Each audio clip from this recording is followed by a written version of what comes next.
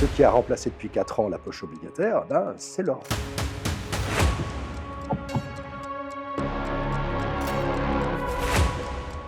Cette ligne de front, je l'ai dit, c'est Verdun avec les drones.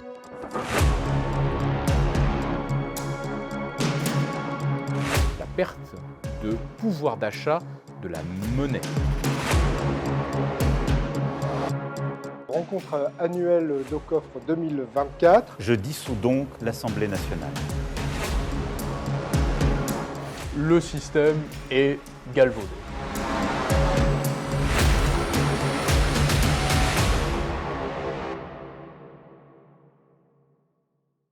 Bonjour à tous et bienvenue dans cette rencontre annuelle Ocofre 2024. Aujourd'hui, nous nous posons une question essentielle.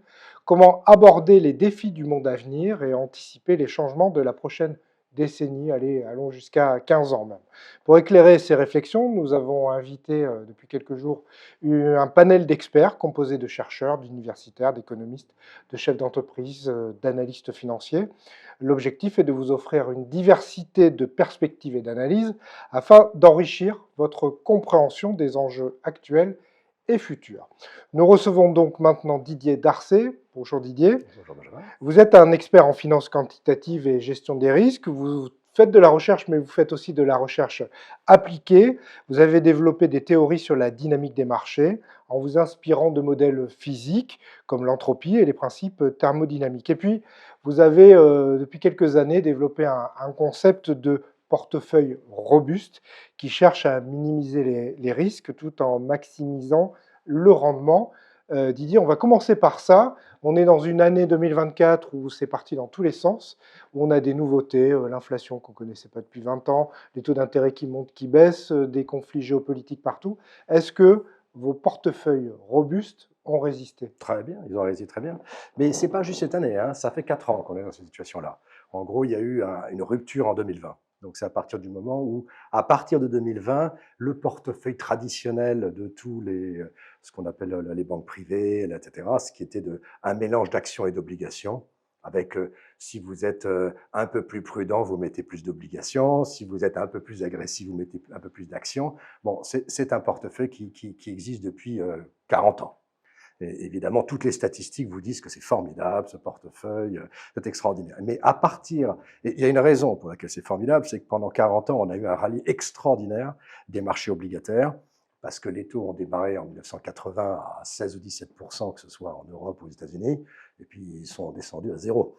Donc, quand vous avez des taux qui n'arrêtent pas de baisser comme pendant 40 ans comme ça crée des gains en capitaux énormes sur la partie obligataire. Et donc, si vous associez ça avec des actions, bah, finalement, le gérant, il mettait une proportion de l'un et de l'autre et puis il pouvait partir à la plage. Oui, il y a plein de gens qui ont ça dans leurs assurances-vie. Hein. Mais ils l'ont encore, et c'est normal, parce qu'en fait, ça a très bien marché pendant 40 ans, jusqu'à l'année 2000. Et donc, dans toutes ces périodes-là, beaucoup de ces gens regardent aussi les données du passé, essayent de voir, optimiser, c'est toutes ces techniques qui sont quantitatives, justement. Mais si vous regardez les données des 40 dernières années, ben, pendant encore 20 ans, ils vont vous dire que c'est ça qu'il faut faire. Parce que, justement, ça a été une période tout à fait particulière de l'histoire. Une période où les taux chutent de façon considérable. L'inflation n'arrêtait pas de baisser. Mais cette période est révolue. Elle est révolue depuis 2000. Et donc, depuis 2000, on a vu l'explosion pas l'explosion, mais la sous-performance chronique de ce portefeuille à cause de la poche obligataire. Parce que les taux à zéro, on est passé de plus 16, 17 à zéro. Bah, on ne va pas passer de 0 à moins 16, 17. Ça, c'est carrément évident. Donc, ça veut dire que même les données qui sont utilisées, tous les calculs, continuent de vous dire il faut faire ça. Or, depuis 4 ans, il ne faut plus du tout faire ça. Donc, on a changé de paradigme. Et finalement, ben, je viens chez vous aussi, parce que ce qui a remplacé depuis 4 ans la poche obligataire, ben, c'est l'or. Donc, c'est l'or qui est devenu au fondement de la structuration d'un portefeuille robuste. Alors, l'or qui est plus difficile à acheter.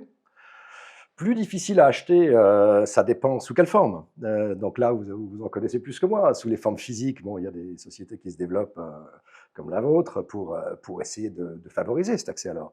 Mais il y a aussi des instruments qui sont de l'or papier. Alors, il y a différentes formes d'or papier. Il faut faire attention que le papier soit bien garanti par le fait qu'il y a dans les coffres des lingots d'or. Donc voilà, il y a des formes comme ça. Mais c'est vrai qu'il y a une réticence en général des autorités, des banques, pour laisser leur clientèle privée acheter de l'or. C'est plus compliqué pour eux, ça devient plus compliqué. On leur demande de vérifier, oulala, vous voulez acheter de l'or, c'est très très dangereux d'acheter de l'or, vous vous rendez pas compte, est-ce que vous êtes vraiment qualifié pour acheter de l'or? Alors que c'est la monnaie qui a assuré la conservation de la valeur depuis 5000 ans. Donc fondamentalement, il n'y a rien de plus simple, tout le monde comprend ce que c'est que de l'or. Même aux confins de l'Inde, tout le monde le comprend. Mais maintenant, avec cette sophistication, on nous explique que l'or, c'est quelque chose de très, très bizarre, étonnant, dangereux, ce qui n'est évidemment pas le cas. Oui, je crois que les conseillers bancaires sont absolument pas formés sur l'or. Non, ils ne sont pas formés. Et puis, il faut voir que ce n'est pas forcément dans l'intérêt de nos États de l'OCDE dispendieux. Donc, les États ont dépensé beaucoup d'argent, ont émis beaucoup de dettes, beaucoup de papiers. Il faut bien qu'ils trouvent des moyens de financement de ça. Et pour trouver des moyens de financement, il vaut mieux essayer de diriger l'épargne vers l'obligataire. Et quand vous avez une partie de cette épargne qui commence à se dire « pas trop confiance, je suis pas très sûr, les taux vont peut-être remonter, certaines dettes seront peut-être pas remboursées ». Bon, les États-Unis augmentent leurs dettes de 10 milliards de dollars par jour ouvré. Bon, et à un moment donné, on se dit « mais où est-ce qu'ils vont trouver les moyens de rembourser ?» Donc petit à petit, la psychologie collective commence à se retourner, à se dire « bon, finalement, avoir de l'or au moins… ça a très bien marché dans le passé pendant une longue période, donc pourquoi pas. Mais évidemment, si l'épargne privée commence à se détourner des marchés obligataires, c'est un problème pour les trésors publics. Je vais me faire l'avocat du diable, mais les obligations d'État françaises, qui aujourd'hui ont des taux d'intérêt plus élevés que ceux de l'Allemagne évidemment, mais aussi le spread est très important ou quasiment non équivalent avec l'Espagne. Oui, l'Espagne ce qui veut dire un petit peu en dessous de nous. Voilà, ce qui veut dire que si j'achète de la dette française, je vais avoir des revenus plus importants. Non. J'ai plus de risques, mais j'ai plus de revenus. C'est toujours l'histoire. C'est-à-dire c'est une chose assez intéressante de voir le lien entre une monnaie fiat, une monnaie fiduciaire, et puis l'or. Bon, alors il faut regarder ça sur le long terme pour s'en rendre compte. Alors, vous prenez 130 ans, par exemple. Bon, j'ai des données depuis le début du XXe siècle. Puis vous regardez l'évolution de, par exemple, le dollar, mais ça pourrait être l'euro, enfin je l'ai fait aussi sur la France, sur le franc. Vous regardez le dollar et puis vous capitalisez les intérêts. Donc vous dites là c'est 3% sur le 10 ans ou à peu près. Puis sur le court terme ça peut être un peu plus, un peu moins. Et donc vous supposez qu'il y a 130 ans, vous prenez votre dollar, vous le mettez sur un compte à terme, où vous achetez des bills, c'est-à-dire des bons du trésor américain, et puis vous les renouvelez de sorte que pendant 130 ans, vous capitalisez les intérêts. Et donc vous avez une jolie courbe qui monte comme ça, doucement, etc. Et puis vous surimposez sur cette courbe le prix de l'or. Vous voyez que le prix de l'or, c'est exactement la même chose. Il n'a aucun intérêt, mais c'est son prix qui va monter. Il n'a pas d'intérêt, il ne verse pas de dividendes. Mais vous regardez qu'elle va monter, elle va arriver exactement à la même valeur. Et puis vous prenez le prix du pétrole, par exemple, l'énergie primaire, qui est la source de toute l'économie. Parce que l'économie, ça démarre par l'extraction d'énergie. Ensuite, cette énergie, elle va rentrer dans le système économique qui va la transformer en biens et services. Donc, la source, la banque centrale du système économique, ce sont les producteurs d'énergie. C'est comme la banque centrale des billets. Eh bien, vous regardez le pétrole, c'est la même chose. Il arrive au même prix. Donc, ça veut dire quoi? Ça veut dire que la monnaie, en fait, fondamentalement, elle est ancrée sur l'or, elle est ancrée sur l'énergie. Et les taux d'intérêt s'ajustent d'une certaine façon. Je ne sais pas quelle est la poule et l'œuf, mais il faut bien que les taux d'intérêt s'ajustent à la valeur de l'énergie primaire ou de l'or. Évidemment, il y a des fluctuations, en fait, entre ces deux valeurs. Donc, il y a des moments où l'énergie primaire est chère, où l'or est cher, et puis il y a des moments où il n'est pas cher. Quand l'énergie n'est pas chère, on a un boom économique fantastique dans le monde entier. Ce qui est logique, puisque vous avez un système économique qui est nourri par de l'énergie primaire. Si cette énergie est abondante et pas chère, alors là, il n'y a pas un projet qui manque. Tout le monde peut prendre et la transformer en n'importe quoi. C'est ce qui s'est passé avec l'économie allemande, avec le gaz russe, par exemple, jusqu'à récemment. Jusqu'à récemment. D'ailleurs, ça a été.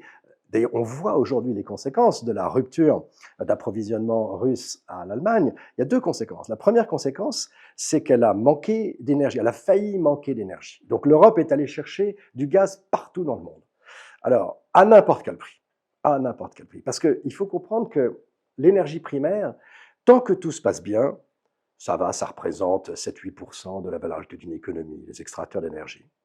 Mais ça va tant qu'il y a du volume, c'est-à-dire que tant qu'on peut accéder en volume à cette énergie. Mais si du jour au lendemain, vous n'avez plus accès, par exemple, à de l'électricité ou à du pétrole, toute l'économie s'arrête.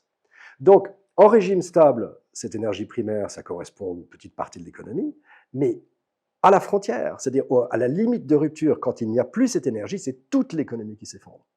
Donc ça veut dire que le risque majeur d'une économie, c'est qu'elle n'ait plus accès à cette énergie primaire. Donc premier problème, les Allemands, mais aussi le reste de l'Europe, a eu très très peur il y a quelques années, et donc a été acheter cette énergie partout. Donc elle a asséché aussi des pays qui, de ce fait, n'en ont pas eu. Donc c'était quand même assez violent. Et puis évidemment, la facture était très chère, était extrêmement chère. Et la deuxième conséquence, c'est que tant qu'on avait un accès au gaz russe, eh bien, les Russes étaient gentils pour nous laisser acheter ce gaz et ce pétrole en euros. Alors ça, c'est formidable. Vous achetez des biens et vous payez avec votre monnaie, avec votre dette. Extraordinaire. Un peu ce que les Américains ont fait depuis la Deuxième Guerre mondiale. Ce qu'ils font toujours. Et ce qu'ils font toujours. Mais Ça reste toujours du pétrodollar. Hein. Alors, ça reste toujours du pétrodollar, mais il y a eu une rupture qui a fait suite aux sanctions donc de l'OCDE sur la Russie. Et une des conséquences, ça a été justement que maintenant, le marché du pétrole, le marché des matières premières et le marché de l'or ne se traitent plus uniquement en dollars. Ils commencent à se traiter dans plein de devises maintenant. Et ça c'est extraordinairement dangereux pour le dollar. Extraordinairement dangereux. Parce que en fait, les pays émergents, pendant 20-30 ans, ont accumulé des énormes réserves de change en dollars. Et pourquoi ils ont fait ça? Parce qu'accumuler des réserves, ça veut dire je travaille plus et je consomme moins. C'est travailler plus pour gagner moins, quoi. Et l'excès d'épargne, je la garde en dollars. Pourquoi gardait-elle ces épargnes en dollars? Tout simplement parce que tout le marché mondial de l'énergie primaire et des matières premières était en dollars. Donc, si vous voulez être sûr d'avoir du blé, d'avoir du pétrole, ça, il fallait qu'ils gardent des dollars. Mais maintenant que ces monnaies, maintenant que ces pays, alors je pense évidemment à la Chine, je pense évidemment à l'Inde, etc. Les BRICS En général, commencent à avoir accès à cette énergie dans d'autres devises, ils n'ont plus tellement une obligation de garder des réserves très fortes en dollars. Ouais, puisque même l'Arabie Saoudite a accepté de signer des contrats en yuan, donc effectivement, c'est quand même un allié des Américains qui a accepté de faire ce crime de lèse-majesté. C'est un crime de lèse-majesté. Je pense que c'est dangereux, même physiquement, de prendre ces décisions. Donc c'est quand même un bras d'honneur terrible à l'Amérique. Et les conséquences peuvent être très importantes sur le long terme sur le dollar. Et ensuite, maintenant, grâce à ça, se recrée en fait un écosystème qui se passe autour de la Chine, qui permet de convertir les obligations chinoises en or, qui permet d'acheter l'or en renminbi, qui permet d'acheter le pétrole en renminbi. Donc ça veut dire que là, il y a tout un système monétaire qui est en train de changer, mais radicalement. Et ça s'est fait dans les 3 dernières années. Et on n'en est qu'au début. Donc personne ne sait ce qui va sortir de ce système, mais ce qui est à peu près certain, c'est qu'au cœur de ce système, il y aura la valeur fondamentale de la monnaie qui est l'énergie et l'or. Et d'autres monnaies vont venir se greffer, on ne sait pas comment, mais le système centralisé dollar mondial, il y a eu rupture, là c'est certain. Est-ce que pour vous, cela explique les fortes commandes régulières des banques centrales en or, le restockage, la reconstitution des stocks, pour parler français, des banques centrales? Écoutez, ça on le sait, hein, puisqu'il suffit on a quelques contacts avec les fondeurs en Suisse, tout part vers la Chine, hein, depuis des années. Hein. Donc oui, en fait, l'or, alors si on parle de l'or spécifiquement, ce qui est très amusant, c'est que quand vous regardez l'histoire monétaire, mais il faut remonter à des siècles là, l'or a toujours suivi la puissance économique, toujours. Donc la fin de l'Empire romain, c'était le manque d'argent et d'or. Hein. Donc ils commençaient à émettre, à faire du débasement monétaire, ce qui a mené à une hyperinflation et ce qui a mené au début de l'effondrement de l'Empire romain. Même chose à Venise, même chose partout. Donc l'or suit toujours la puissance économique. Ça, c'est un fait historique ancestral. Alors maintenant, vous regardez depuis 25 ans.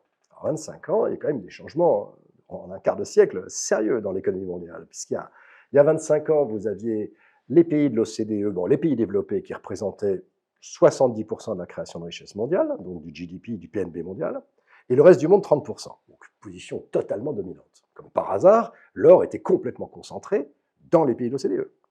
Et puis vous regardez 25 ans plus tard, on est à 50-50, donc on est passé de 70-30 à 50-50. Alors selon les mesures, c'est 55-45, 45, il y a différentes mesures, mais en gros, disons 50-50. Et vous voyez que les réserves d'or, ont suivi le même chemin. C'est-à-dire que l'or est parti des pays de l'OCDE pour aller vers les pays émergents. Mais c'est un phénomène totalement naturel, parce que de toute façon, ces systèmes-là vont devoir avoir un collatéral, vont devoir avoir l'assise de la crédibilité de leur monnaie sur quelque chose qui est reconnu par le monde entier. Or, qu'est-ce qui est reconnu comme monnaie dans le monde entier? C'est l'or. C'est-à-dire c'est la monnaie décentralisée par excellence. N'importe qui dans le monde qui tient un Napoléon ou un bout d'or dans sa main, sait que quelqu'un a dû travailler dur et efficacement pour gagner cet or, et donc il a une valeur qui est enregistrée, elle a été adoptée dans l'esprit des gens comme étant la référence absolue. Même si je ne vous connais pas, je peux faire une transaction avec vous en or. Je ne ferai pas forcément dans un papier que vous me tendez en me disant mais c'est une reconnaissance de dette de mon village, voilà son nom, je ne connais pas ce truc-là, je veux pas l'échanger contre ça. Par contre, de l'or, oui. Donc voilà ce qui est en train de se passer. L'or suit la création de richesse économique. Si on suit votre raisonnement, pourquoi la Pologne, par exemple, Ouais. se renforce fortement en or, sa banque centrale? Ben écoutez, c'est toujours la même chose. C'est-à-dire qu'à partir du moment où vous voulez... je ne sais pas quelles sont ses projections. La Pologne, c'est un petit peu particulière, hein, puisqu'elle est au bord de la Russie, puis elle est en même temps intégrée à l'espace européen. Et d'ailleurs, elle a des positions politiques un peu particulières. Justement parce qu'elle a peur, en fait, de la Russie, plus que comme la Finlande. C'est un peu étonnant, mais bon.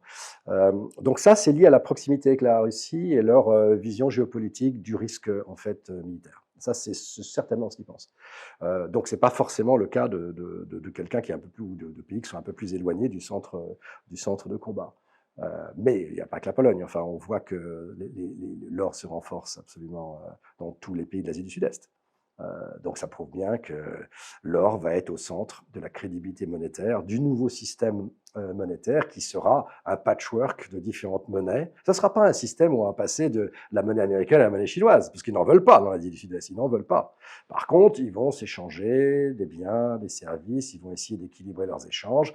Et puis s'il y a des déséquilibres, ce que dit la Chine, c'est si vous avez des déséquilibres, je peux vous financer, un peu comme fait le FMI ou la Banque mondiale, vous voyez, je peux vous financer. Et puis si vous avez trop de yuan ou de renminbi de monnaie chinoise, vous pouvez toujours, si c'est dans le cadre d'un échange commercial, hein, sur des biens et services, vous pouvez toujours venir chez nous et vous pouvez l'échanger à la bourse de Shanghai contre de l'or. Donc, quelque part, pour n'importe qui, il y a l'idée que ce passage par la monnaie chinoise vous garantit, quelque part, un accès à l'or, donc une universalité. Alors, on va revenir tout à l'heure sur le portefeuille robuste parce qu'il Oui. concerne les gens individuels, mais je voudrais qu'on aille jusqu'au bout de cette réflexion.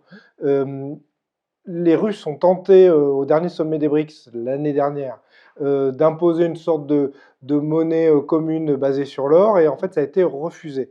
Ce qu'on a cru comprendre, c'est que les pays des BRICS n'avaient pas le même accès à l'or les uns les autres, et donc ça risquait de provoquer des déséquilibres. Ça va être ça la limite de l'exercice. Alors, ça va être ça la limite de l'exercice. Bon, il faut voir que nous, dans nos portefeuilles robustes, on en reparlera, la quantité d'or en ce moment est considérable. Donc, on a 30%, entre 25 et 30% d'or. Donc, c'est énorme par rapport à la plupart des investisseurs classiques qui ont peut-être, quand ils ont 5%, ils disent « ouais, je suis exposé à l'or ». Nous, c'est pas ça. C'est considérable. Et pour nous, c'est fondamental pour stabiliser le portefeuille. Quels sont les investisseurs dans le monde qui ont 25% d'or dans leurs réserves? Vous avez la banque centrale russe. Donc, la banque centrale russe a énormément d'or. Et un accès à la matière en plus. Et en plus, un accès à l'énergie. Alors, évidemment, dans ce jeu entre ces différents pays, le gros problème, ça va être de solder des échanges commerciaux qui seront déficitaires chez les uns, excédentaires chez les autres. C'est ça le gros problème. Par exemple, l'Inde. Vous prenez le cas de l'Inde. L'Inde a toujours eu un problème d'accès à l'énergie. Donc, l'Inde se développe de façon folle, c'est-à-dire 7-8% par an. Le bassin indien va avoir une croissance phénoménale dans les 20 ans qui viennent. Donc, je suis beaucoup en contact avec les Indiens. L'Inde a deux problèmes, l'accès à l'énergie et l'accès à l'or. Ils n'ont pas de mine d'or. Oui, c'est ça. Ils n'ont pas d'or. Donc, c'est obligé d'importer tout ça. Oui, mais enfin, ils ont un or privé considérable. C'est-à-dire que ils ont les bijoux. Les bijoux et les thésaurisations des particuliers, qui est absolument considérable. Donc, on leur a fait des propositions, d'ailleurs, en Inde, on va voir comment ça se passe pour essayer d'organiser ce marché de l'or, etc. Mais l'Inde a beaucoup d'or, mais dans les mains privées. Voilà. Donc, l'idée sur l'Inde, c'est qu'il faudrait ramener une partie de cet or vers la banque centrale. Mais c'est faisable en interne. C'est juste, il faut attirer les gens. C'est de la cuisine interne. Ça reste dans le pays. L'Inde a beaucoup d'or, mais elle ne peut pas la monétiser à l'extérieur. Et surtout, elle n'a pas d'énergie ou pas assez. C'est pour ça qu'elle fait des grands programmes d'investissement dans l'énergie, éolienne, photovoltaïque, éolienne, etc. Mais fondamentalement, elle achète son énergie maintenant de plus en plus à la Russie. Elle en achète même beaucoup plus qu'elle ne devrait pour nous le réexporter avec la bénédiction de la Commission européenne. C'est quand même assez comique, quoi. Donc, ça veut dire bon. Mais le problème, c'est que ce faisant, elle est déficitaire. Donc, qu'est-ce que les Russes vont faire de leur roupie? Et d'ailleurs, les Russes se posent la question, parce qu'il y a quand même des excès de roupie. Maintenant, ils ne savent plus quoi en faire. Donc, ça veut dire que l'Inde doit, à ce moment-là, développer un marché obligataire indien pour permettre à ceux qui ont des excédents de roupies à l'extérieur de venir les réinvestir localement. Donc, vous voyez que tous ces mécanismes qui vont entrer en jeu vont faire un développement financier considérable de ces zones-là. On a déjà eu le développement économique. Il va accélérer parce qu'ils sont en train de se mailler dans tous les sens. Mais derrière, ce qu'ils n'ont pas encore fait, c'est le développement financier. Donc, il y a une deuxième partie qui va être une mondialisation financière de ces zones-là, parce qu'ils en ont besoin impérativement pour recycler les excédents d'épargne. Dans la suite logique de cette réflexion, certains parlent du retour à l'étalon or et d'autres disent en fait c'est pas possible parce que vu la monnaie qui a été émise depuis des décennies, il faudrait des milliards et des milliards d'onces que nous n'avons pas, ou dire que l'once est à 37 000 ou 40 000 dollars. Oui, c'est ça, absolument. C'est-à-dire que l'or représente en valeur aujourd'hui à peu près 15% de toutes les monnaies fiduciaires émises dans le monde. Donc 15%, vous ne pouvez pas dire tout est de l'or maintenant, parce qu'il en manque quand même 8 fois, quoi, ou 7 fois, enfin, un truc comme ça. Donc effectivement, ça, c'est pas possible. Mais l'étalon or, je sais qu'il y a beaucoup de gens qui pensent que ce serait une bonne idée, parce que l'étalon or vous garantit effectivement que vous n'avez pas l'inflation. C'est ce qui s'est passé en France tout le 19e siècle jusqu'à 1914, jusqu'à la Première Guerre mondiale. Donc vous aviez le franc qui était arrimé à l'or, et la conséquence, c'est que celui qui avait de l'or, il avait, ou un franc, c'était pareil. Mais qu'est-ce qui s'est passé dans cette période? D'abord, il y a eu des moments où la France manquait d'or. Ah, c'est embêtant. Quand vous avez une économie qui manque de monnaie, elle est sous-optimale. C'est-à-dire qu'elle va croître moins vite qu'elle ne devrait. Donc déjà, vous cassez un peu le potentiel qui dépend de votre quantité d'or. Et l'or, on sait que c'est de plus en plus difficile à trouver, hein, et c'est de plus en plus cher. Et puis pour 1 gramme d'or, il faut aller miner 1 tonne de minerai. Donc c'est du boulot, hein, quand même. Donc en fait, il n'est pas du tout sûr que la quantité d'or soit suffisante en augmentation pour satisfaire la demande ou le besoin de monnaie. Ça, c'est la première raison. Et puis, ce qui se passe derrière, c'est que tous les autres actifs montent considérablement par rapport à l'or qui est fixé. Il n'y a pas d'inflation. Et donc, vous allez prêter de l'argent à quelqu'un, il va vous rembourser avec de l'intérêt, mais comme c'est de l'or avec de l'intérêt. Donc tout d'un coup, les dépôts ou les bons du trésor gagnent beaucoup plus que l'or. Les obligations gagnent beaucoup plus, les actions, tout gagne plus, l'immobilier, tout gagne plus que l'or. Donc vous êtes dans une situation qui est un peu particulière en termes d'investissement, c'est que quand vous êtes sur un étalon or, vous devez acheter tout ce que vous voulez, sauf de l'or. C'est assez comique comme situation. Et puis ensuite, vous rentrez dans une autre phase où ça a été, en l'occurrence en France, les 2 guerres successives, où là, ça a été la fin de l'étalon or, a besoin de refinancement colossal de l'État français parce que il faut bien subvenir aux besoins militaires pour sauver le pays. Et à ce moment-là, l'inflation, au lieu de passer de 1 à 2 en 100 ans, elle est passée de 1 à 100 en 30 ans. Et à ce moment-là, tous les actifs se sont fait ruiner de façon, en termes réels, considérablement, sauf l'or, qui là est monté de 50%. Donc ça veut dire qu'on passe, oui, d'une situation où il faut avoir tout, sauf de l'or, à une situation où il faut avoir rien d'autre que de l'or. Donc selon les circonstances économiques, politiques, militaires, la place de l'or peut varier considérablement. Donc pour moi, je ne suis pas favorable fondamentalement à l'étalon or, mais je suis favorable à des monnaies qui sont bien gérées. Bien gérées, ça veut dire qu'il n'y a pas d'excédent de monnaie qui est injecté dans l'économie, qui conduit à du levier, qui conduit à des bulles et qui conduit à des explosions de bulles. Donc il faut le gérer intelligemment avec des taux d'intérêt qui sont liés à la croissance économique, avec une base derrière de contrepartie pour garantir ça qui est de l'or. Donc je pense que l'or sera quelque part dans les coffres en collatéral, mais on ne va pas commencer à s'échanger des pièces d'or. C'est ça que je veux dire. Je pense que ce système aujourd'hui ne marcherait plus. Même si on peut le digitaliser? On peut le digitaliser, absolument. On peut le digitaliser, mais encore une fois, il y a des moments dans l'économie, je pense qu'on perd un degré de liberté si on prend un étalon or. Le degré de liberté, c'est le taux d'intérêt. Et il faut quand même comprendre que les taux d'intérêt, c'est quand même une sacrée invention dans l'économie. C'est le carburant. C'est le carburant, et puis ça permet de différencier.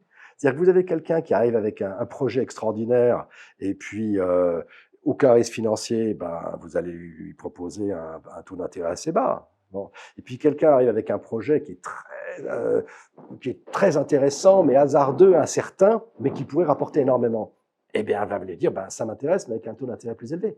Donc en fait, la capacité de proposer des taux d'intérêt différenciés selon les acteurs économiques permet d'aller financer des projets faramineux, permet d'avoir, je ne sais pas, d'aller financer Christophe Colomb.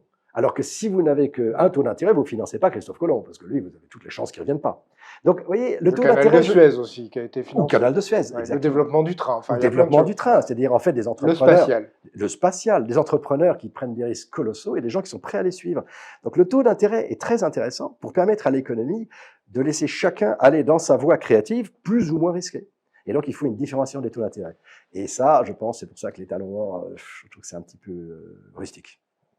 Revenons à votre portefeuille robuste. Alors là, on va être dans le concret. Là, on parle vraiment d'argent. Hein. C'est-à-dire Oui. que vous n'êtes pas un théoricien du portefeuille robuste. Non. C'est-à-dire que vous l'utilisez pour vous, pour d'autres, pour des clients, pour plein de gens. Comment, quand vous dites que vous êtes sûr qu'il est robuste, Oui. donc là, il a été à l'épreuve du feu pendant 4 ans, on va dire, Oui. mais ça fait... donc, est-ce qu'il est robuste parce que vous avez décidé qu'il était robuste et C'est vrai. qu'il donc Un acte de foi. il n'est pas risqué, par exemple? Vous pourriez Oui. me dire c'est robuste parce que ce n'est pas risqué. Oui. Donc ça ne gagne pas beaucoup d'argent, par exemple. Oui. Comment vous le décrivez? Comment Alors, il est fait? la notion de robustesse, alors comme vous l'avez dit, j'ai une formation scientifique initiale, donc quand vous faites de la science, ce que vous cherchez toujours, c'est des invariants. Vous cherchez quelque chose qui ne varie pas. Et à partir de là, vous pouvez construire des théories, etc. C'est des invariants. D'ailleurs, toutes les équations mathématiques se terminent par quelque chose de compliqué égale 0. C'est toujours ça. Donc la mathématique, c'est quelque chose qui vaut rien du tout. Alors, le rien du tout, c'est de l'invariance. Et donc à partir du moment où il y a quelque chose qui ne varie pas, vous savez, vous pouvez déterminer que si l'un fait ça, ben, l'autre va faire ça, puisque la somme fait 0. Donc vous pouvez comprendre des trajectoires, des phénomènes physiques, etc. Donc on cherche l'invariance. C'est la même chose en physique. En physique, les grandes théories cherchent l'invariance, invariance de l'énergie, etc. Et toutes les lois physiques sont liées à des formes mathématiques d'invariance. C'est Emile Noether qui a démontré, une mathématicienne qui a démontré ça à l'époque d'Einstein, extraordinaire. Elle a montré qu'il y avait un lien direct entre les lois physiques de conservation et les invariants mathématiques qui sont, par exemple, si je regarde vers le haut ou vers le bas, c'est pareil. Quand je regarde dans l'univers, il se passe à peu près la même chose. Si je vais à gauche ou à droite, c'est pareil. Si je prends une expérience physique maintenant et je la refais dans les mêmes conditions dans un mois, j'aurai le même résultat. Invariance dans le temps. Cette invariance dans le temps, par exemple, est directement la même chose que la conservation de l'énergie. C'est la même chose. Donc vous voyez, c'est démontré scientifiquement. Donc invariance, invariance, invariance. Le problème des marchés financiers, c'est qu'il n'y a rien d'invariant. C'est terrible, parce que vous avez à la fois les actions qui vont comme ça, les obligations, vous pensez que ça monte tranquillement, et puis tout d'un coup, comme depuis 4 ans, ça perd 25%, un truc complètement fou, quoi. On vous dit, mais vous allez avoir un truc peinard, 3% par an, garanti par l'État, le capital, et puis ensuite vous arrivez, vous gardez votre portefeuille, et si vous avez 70 ans, vous avez perdu un quart de votre pouvoir d'achat. Enfin, c'est affreux, quoi. Bon.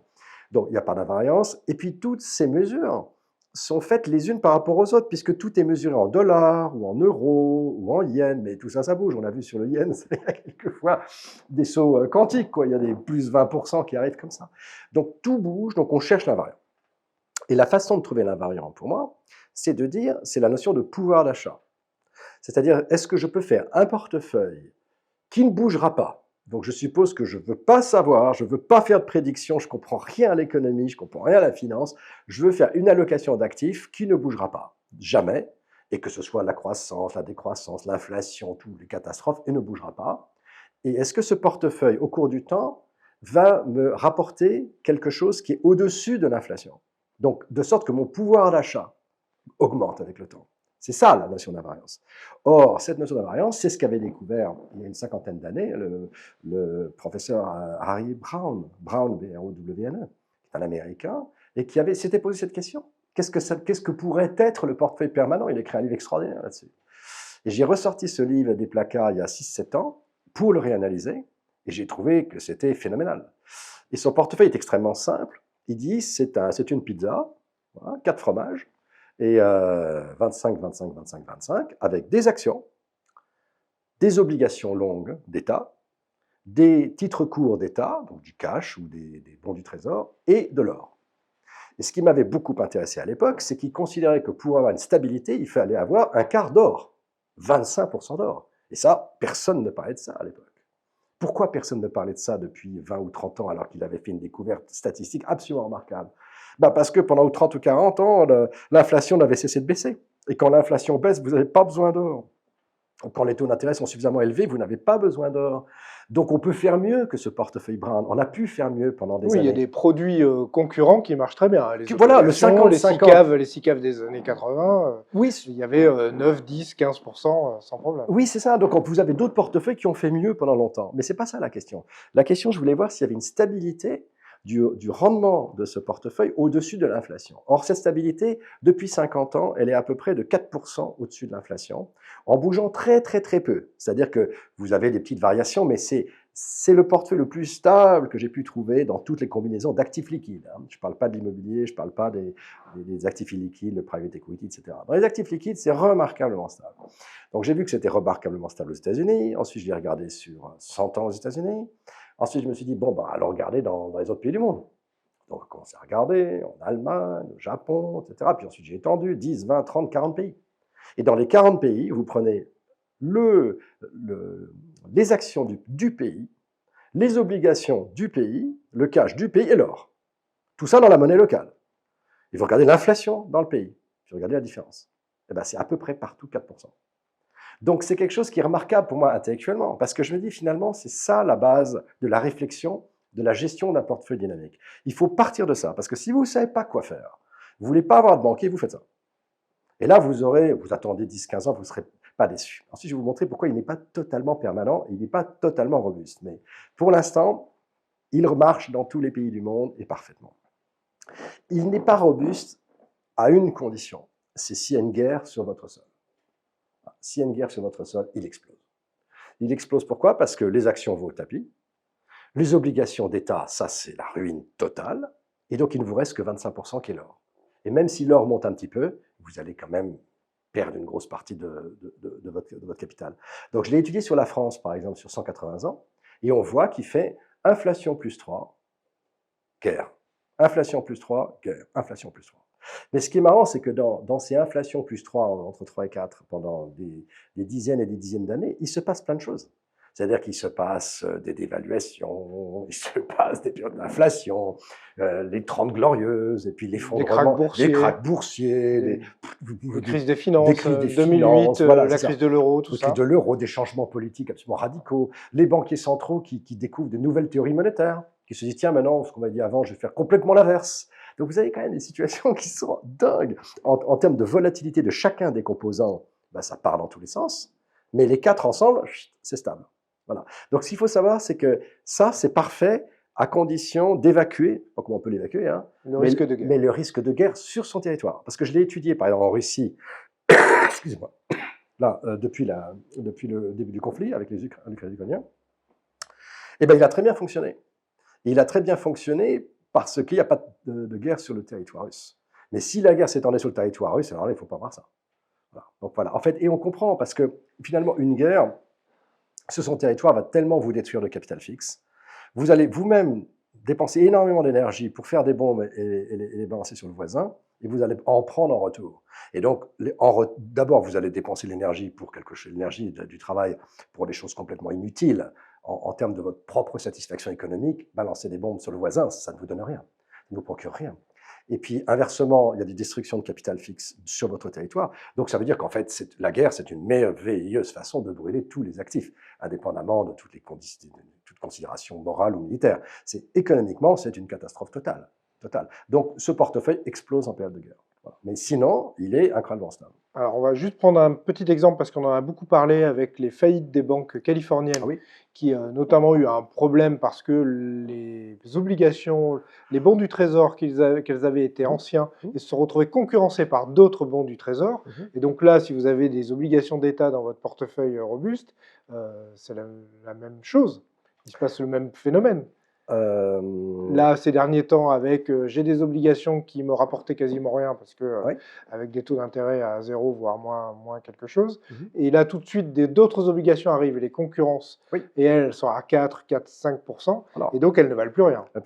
Elles ont eu des gros problèmes. C'était lié aux comptes qui étaient laissés, les comptes à terme dans les banques, qui rémunéraient beaucoup moins que les nouvelles obligations d'État. Et à ce moment-là, il y a eu des trends. Alors, avec un phénomène qui est nouveau, que j'ai découvert aux États-Unis, tout à fait particulier, c'est que quand vous êtes dans une banque, vous voulez retirer votre argent.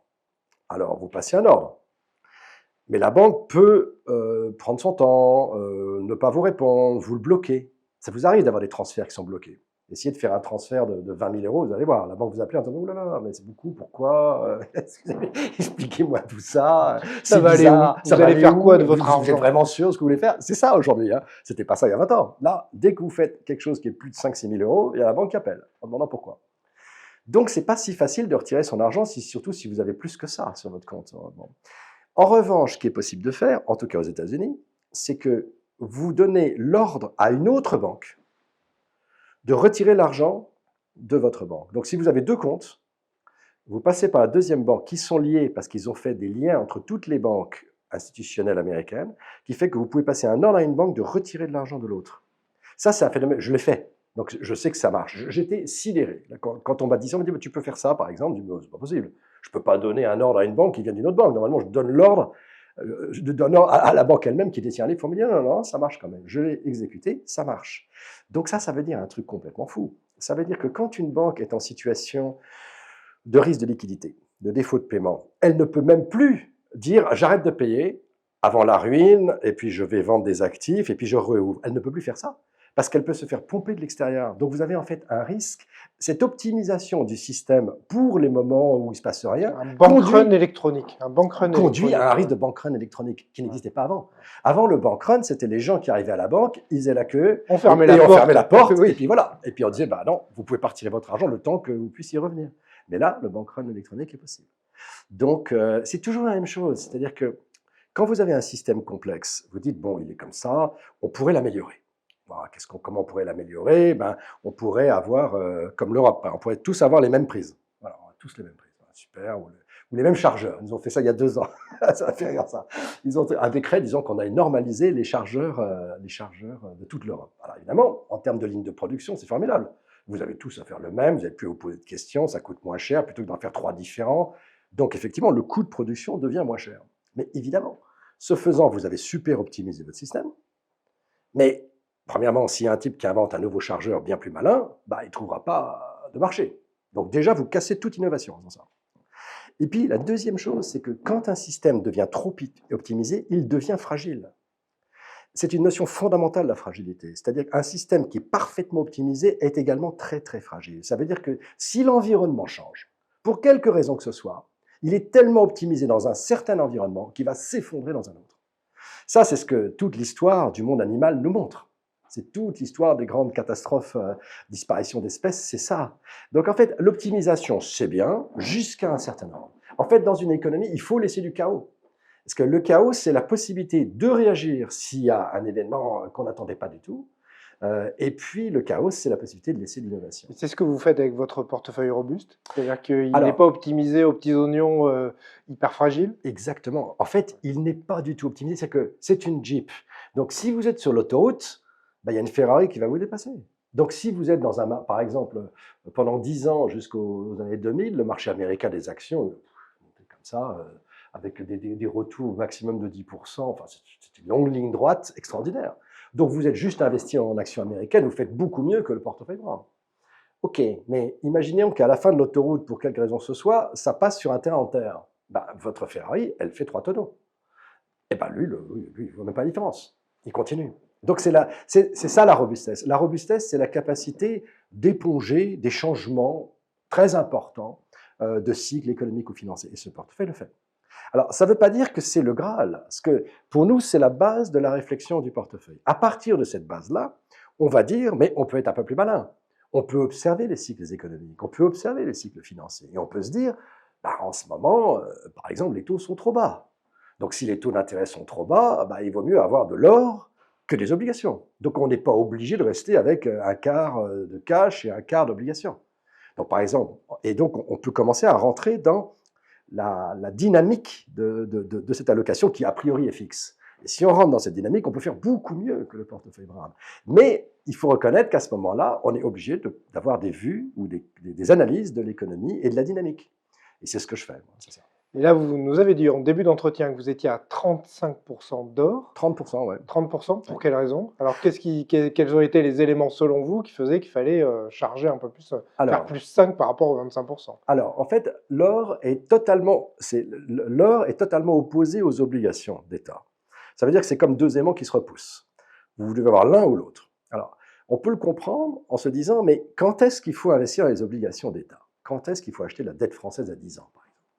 Ben pour ça, il faut deux conditions. La première condition, c'est que les taux courts soient assez forts. Si les taux courts sont assez forts, ça veut dire que l'épargne monétaire est bien rémunérée et ça veut dire que la monnaie est forte. C'est que la monnaie ne va pas se dévaluer. C'est que les gens voudront avoir de cette monnaie parce qu'elle rémunère bien l'épargne. Donc vous aurez un flux constant d'épargne qui ira se mettre dans des placements à court terme monétaires. Première condition, votre monnaie va être forte parce que les taux courts sont forts. Mais là, vous dites, oui, mais ce n'est pas du taux court, ce n'est pas du 1 mois, là, c'est du 10 ans. Ben, deuxième condition, il faut que le taux à 10 ans soit bien plus élevé que le taux à 1 mois. Pourquoi est-ce que je prêterais à l'État à 10 ans s'il me paye la même chose ou moins qu'à 1 mois? Je ne comprends pas. Il y a une valeur du temps. Il y a une valeur du temps quand même. Et donc, il faut regarder ce qu'on appelle la courbe des taux, c'est-à-dire la différence entre les taux courts et les taux longs. Donc, pour acheter des obligations, il faut 1, les taux courts qui sont élevés, et 2, les taux longs qui sont plus élevés que les taux courts, d'au moins 1 ou 1,5%. À ce moment-là, vous avez des obligations. Et à ce moment-là, si tout le monde va faire ça, personne n'a intérêt à avoir de l'or qui ne rapporte aucun coupon. Et à ce moment-là, vous voyez dans ces périodes-là que l'or s'effondre.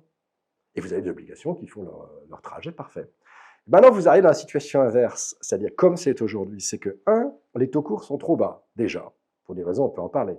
2, les taux longs sont en dessous des taux courts. Donc, je suis le monde entier, je suis 40 pays, donc en moyenne dans l'ensemble des pays. Donc, c'est-à-dire que le temps n'est pas payé, et les taux courts sur les monnaies fiduciaires sont trop bas. Là, eh bien, par conséquent, vous êtes à l'opposé.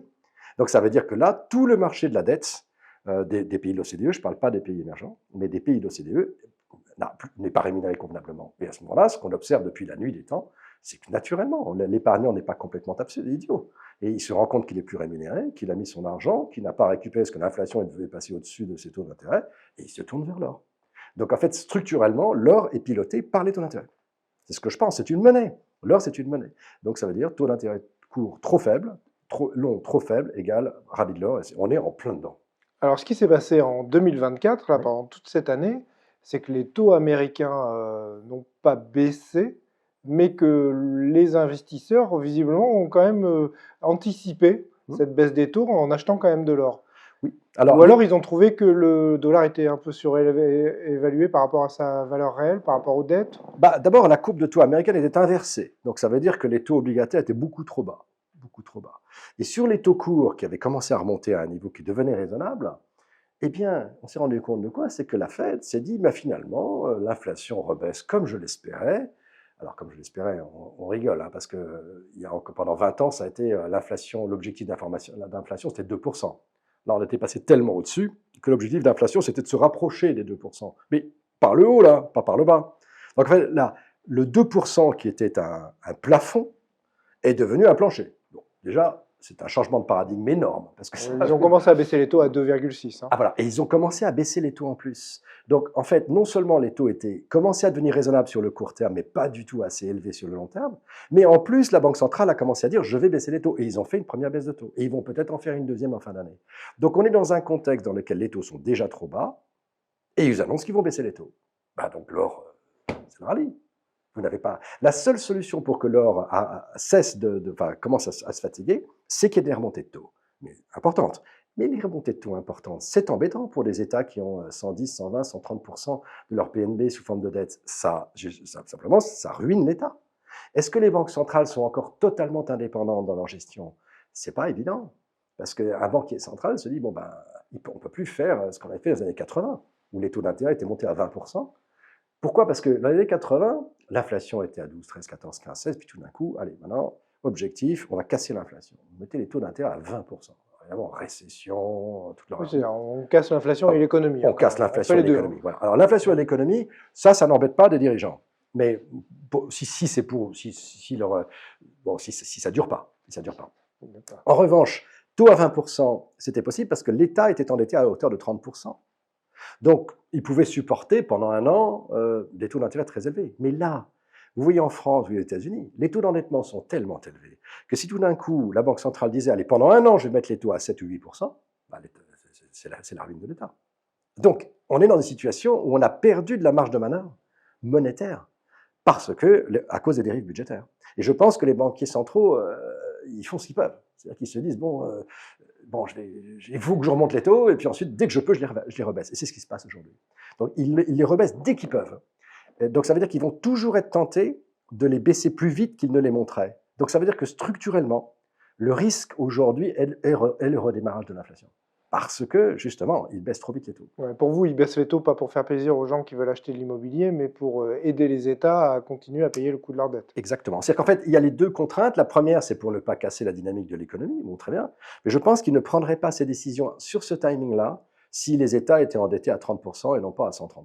Je pense qu'ils attendraient un petit peu avant de baisser les taux. Là, compte tenu de la charge de la dette pour les États, ils ont des pressions. Et évidemment, si vous êtes dans cette situation-là, vous essayez de satisfaire un peu tout le monde. Et donc, ils sont tentés de baisser beaucoup plus vite les taux qu'il ne faudrait et les remonter beaucoup trop tard, ce qu'a fait l'Europe, en remontant les taux beaucoup trop tard, quand l'inflation est repartie. Parce que, justement, si on monte les taux, qu'est-ce que vont dire les États? Voilà. Donc, on est dans une situation maintenant qui n'est plus celle d'il y a 45 ans, parce que, justement, à cause de la dette des États. Donc, le pilotage de la politique monétaire est de plus en plus délicate, et naturellement, il va y avoir une pression à mettre les taux trop bas. Donc, ça veut dire que si cette pression continue, pour quelque raison que ce soit, le rallye de l'or est loin d'être terminé. Loin, loin, loin, loin, loin. Il faut quand même voir que j'ai beaucoup de clients qui me disent, oui, bon, l'or a monté de 40% en un an, très, très cher. Il va bien falloir que ça corrige. Il va bien falloir que ça corrige. Il va bien falloir que ça corrige. Enfin, on est d'accord quand même, il va bien falloir que ça corrige. Bah non. Ça ne peut pas monter jusqu'au ciel. Oui, il y aura des variations, ça a corrigé. Enfin, l'or a quand même monté de 30% par an, tous les ans, pendant 10 ans, dans les années 70. Tous les ans. Donc, celui qui avait monté 30%, puis 30%, il s'est fait 60%, etc., au bout de la deuxième année, il dit, il faut quand même que ça corrige. Il a loupé 8 ans de 30%. Ouais, donc, dans les années 70, c'était un peu particulier. On venait de Bretton Woods avec un cours fixé. Donc, c'est normal que ce soit monté très vite à $850. Alors, ce sera peut-être pas 30% par an pendant 10 ans, mais un scénario à 10-15% par an pendant 10 ans n'est pas du tout absurde. C'est pas du tout absurde. Alors, la seule chose qui est un petit peu spéciale dans cette situation, le cap en fait de ça, c'est que le prix de l'énergie est très bas. Et ça, c'est assez étonnant parce que quand vous regardez le pétrole et l'énergie sur longue période, ils s'ajustent. Alors, il y a des écarts, mais ils reviennent toujours à la moyenne parce que finalement, l'or, c'est de l'énergie. C'est de l'énergie qui est thésaurisée. Il a fallu de l'énergie pour aller le chercher, et puis ensuite, on l'a thésaurisé. On l'a mis de côté. Donc, évidemment, le prix de l'or est très fortement lié à l'énergie. Et donc, on regarde le spread, les variations entre l'or et le pétrole. Et puis, alors, ça revient toujours à la moyenne, mais les amplitudes peuvent être considérables. Et là, on est dans une situation où l'or est cher par rapport au pétrole. Donc, on est dans une situation tout à fait particulière où l'or est cher pour des raisons monétaires, je pense, parce que justement, la monnaie a été très mal gérée depuis 20 ans, les taux d'intérêt trop bas, trop de dettes, donc les gens disent, j'ai plus confiance dans les papiers des États, donc je vais vers l'or. Donc ça, c'est la raison monétaire. Et puis, l'énergie n'est pas chère pour d'autres raisons qui sont purement économiques. Donc on a cette tension. Et cette tension, elle n'est pas durable sur 10 ans, mais elle est tout à fait durable sur 3-4 ans. On n'est pas au mois près là. Par contre, c'est une situation tout à fait particulière parce que ça veut dire à la fois, le pétrole n'étant pas cher, que l'économie boom, parce que quand l'énergie primaire n'est pas chère, alors là, l'économie mondiale boom, et surtout les marchés émergents. Il boom, il boom, il boom. Et en même temps, le pétrole, l'or est cher. L'or est cher, ça veut dire que les taux sont trop bas. Donc vous avez une situation économique qui est extraordinairement favorable, naturellement par le fait qu'il y a des inflations et puis l'énergie primaire qui n'est pas chère. Et en plus, vous avez des taux trop bas. Donc en fait, ça favorise encore plus. C'est un deuxième booster pour les actions. C'est pour ça que nous sommes très, très fortement investis dans les actions. On pense qu'on est dans un rallye, nous, on a 75% d'actions. Donc c'est énorme. On prend des risques énormes depuis cette année. On est complètement, on n'a pas un gramme de cash, pas un gramme de bond, 75%, 70-75% selon les portefeuilles et 25 à 30% d'or. Pourquoi? Parce que vous avez arbitré actions contre obligations. On a sorti toutes les obligations et on a investi énormément dans les actions parce que la situation économique est bonne en termes de croissance. Elle n'est pas en France, elle n'est pas en Allemagne. Mais quand vous regardez l'ensemble du monde, ça va très bien. Donc voilà, donc vous n'êtes pas obligé d'investir, vous investissez là où ça va bien. Et puis, et la deuxième chose, c'est que non seulement la situation économique va bien, mais en plus, les taux étant trop bas, ça peut créer un effet de bulle. Parce que quand les taux sont trop bas, les actifs existants montent. Donc vous pouvez avoir non seulement un rallye parce que les actions, parce que l'activité économique est forte, la demande est forte, mais aussi parce qu'il y a un effet de bulle par les taux trop bas. Donc vous pouvez tout à fait avoir un rallye à son spectaculaire. Et c'est ce qu'on joue. Et d'ailleurs, pour l'instant, ça marche très très bien, hein, parce que c'est ce qui se produit. Hein. Alors, dans les prochaines années, puisque Oui. vous n'êtes pas à quelques mois près, Oui. on va dire dans les 10 ans à venir, vous dites quoi? Vous dites qu'il faut que vous gardiez votre équilibre d'or avec vos 30% d'or et vous allez arbitrer sur les 3 autres morceaux de la pizza 4 fromages, ou vous allez baisser l'or à un moment donné? Alors, moi, je ne fais jamais de prévision. Donc, ça, c'est un Vous principe. n'êtes Non, pas mais Madame Irma? je ne suis pas Madame Yann, non, mais Ah. c'est un principe très important. C'est-à-dire que, évidemment, j'ai des opinions, on discute, on a une vingtaine d'économistes chez GAFCAL, donc on se parle tout le temps. Chacun dit, mais non, mais si, mais non, c'est comme ci, c'est comme ça. Mais dans la façon réelle dont je gère de l'argent, je ne fais jamais une prédiction. Jamais, jamais, jamais. Même quand, qu'est-ce que j'ai fait comme chose? C'est j'ai dit, bon, bah, OK, quels sont les facteurs qui déterminent principalement la valeur des différents actifs? Bon, bah, c'est ça, c'est les taux, c'est l'inflation, c'est la. Bon, voilà. Et puis je mesure, que je suis un bon scientifique, quoi, le laboratoire, le laborantin. Là. Donc je mesure, et puis quand je mesure que c'est ça, ben c'est bon. Et puis voilà. Bon, par exemple, aujourd'hui, je suis très investi dans les actions parce que l'inflation baisse. Est-ce que je crois que l'inflation va continuer de baisser? Non, je ne crois pas. Je ne crois pas. Donc si vous me dites à 6 mois ou à 1 an, qu'est-ce qui va se passer? Je dis, oh, à 6 mois, à 1 an, je ne mettrai pas 75% d'actions. Mais je ne fais pas à 6 mois, 1 an, parce que je suis sur des actifs liquides, je peux changer quand je veux. Donc, à l'heure d'aujourd'hui, ça va, donc je continue à être dedans. Parce qu'on ne sait jamais. On dit, ah oui, mais la différence entre le pétrole et l'énergie, c'est considérable, ça ne peut pas rester. Ben oui, mais si ça reste comme ça pendant 3 ans, ben vous avez un rallye phénoménal des actions pendant 3 ans. Donc, moi, je vais pas vieillir. Donc, en fait, la projection à très long terme, je n'en sais strictement rien. La projection à très long terme, c'est le brown, c'est le 4 fromages, en espérant que dans votre projection à long terme, vous soyez bien sûr qu'il n'y ait pas une guerre chez vous. Voilà. C'est ça. Mais à part ça, les prédictions, j'en sais strictement rien. Et en plus, c'est très difficile parce qu'il y a plein de conflits, vous voyez, géopolitiques en ce moment, en tous les sens, etc. Donc, j'ai beaucoup de clients qui me disent, mais bon, avec ces conflits, le pétrole va monter. Bah, c'est un facteur qui détermine le prix du pétrole. C'est-à-dire les tensions géopolitiques influent le prix du pétrole, c'est vrai. Mais il y en a plein d'autres. Il y en a plein d'autres. Par exemple, les capacités de production aujourd'hui, qui sont excédentaires, de 3 à 4 millions de barils par jour. Bon, bah avant qu'on casse de 3 à 4 millions de barils par jour, même si l'Iran, par exemple, cesse totalement d'exporter son pétrole, ce qui est absurde, parce qu'elle pourrait toujours l'exporter à la Russie. Bon, alors même si c'est exporté, ben, c'est jamais que 2 ou 3 millions. On a encore 1 million d'excellents. Bon, et puis les États-Unis, aujourd'hui, sont devenus le premier exportateur mondial par rapport à il y a 20 ans.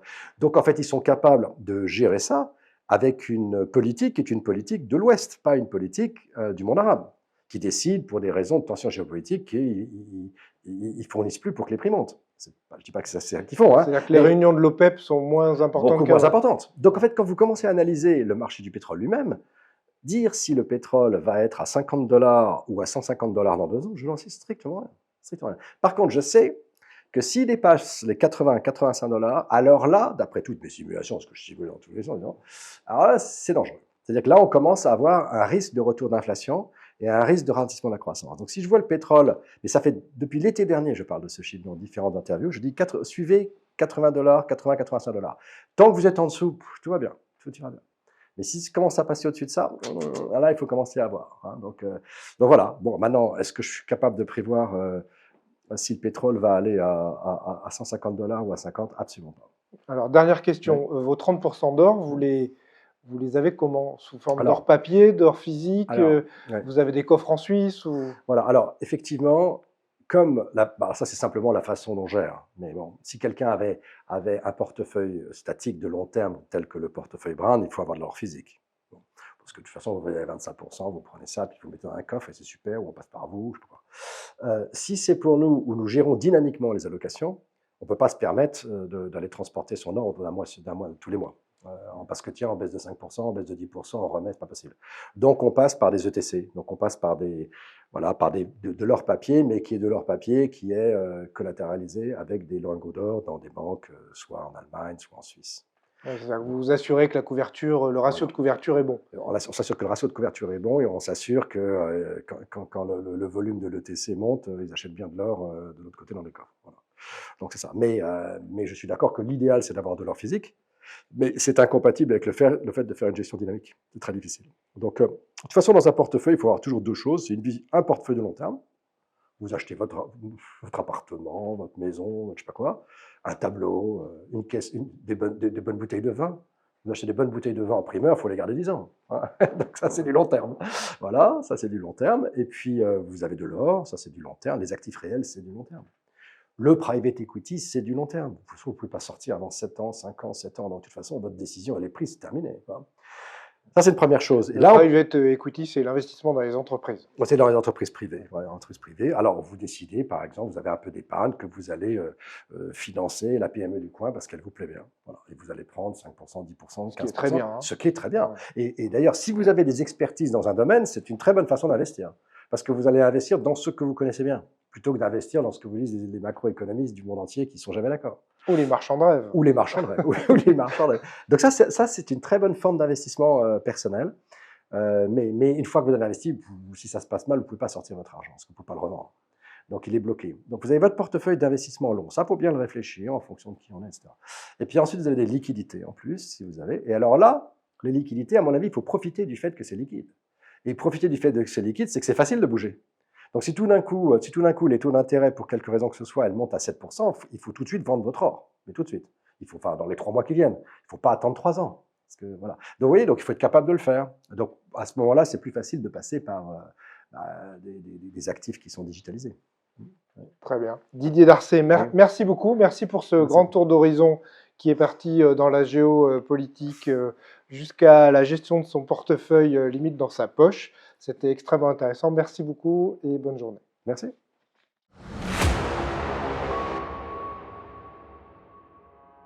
Ce qui a remplacé depuis 4 ans la poche obligataire, c'est l'or.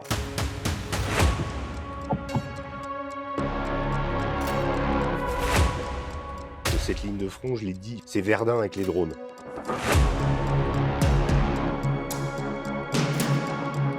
La perte de pouvoir d'achat de la monnaie. Rencontre annuelle d'Ocoffre 2024. Je dissous donc l'Assemblée nationale.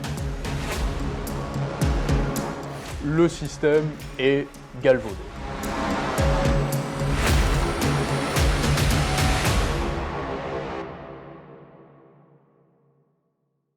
Merci aux publications Agora qui nous accueillent dans leur magnifique studio pour cette rencontre annuelle. Nous vous recommandons de télécharger gratuitement leur dernier rapport intitulé « Faillite de la France, comment faire face à la taxflation ».